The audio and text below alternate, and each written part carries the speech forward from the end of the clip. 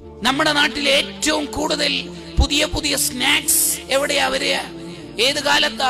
റമദാനിൽ. നമ്മൾ ഏറ്റവും കൂടുതൽ പകൽ ഉറങ്ങുന്ന മാസം ഏതാ? റമദാനിൽ.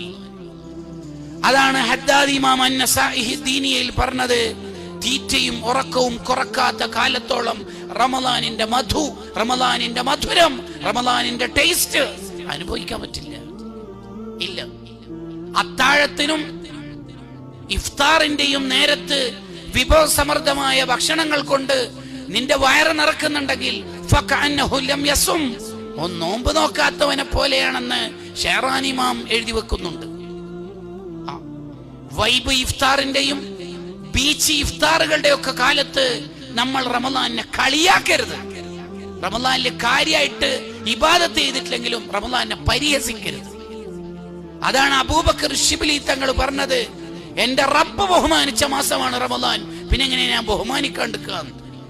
എന്റെ റബ്ബാണ് ഇതിനെ ബഹുമാനിച്ചത്, എന്റെ റബ്ബ് ബഹുമാനിച്ച മാസം ഞാൻ എങ്ങനെ ബഹുമാനിക്കാതിരിക്കുക?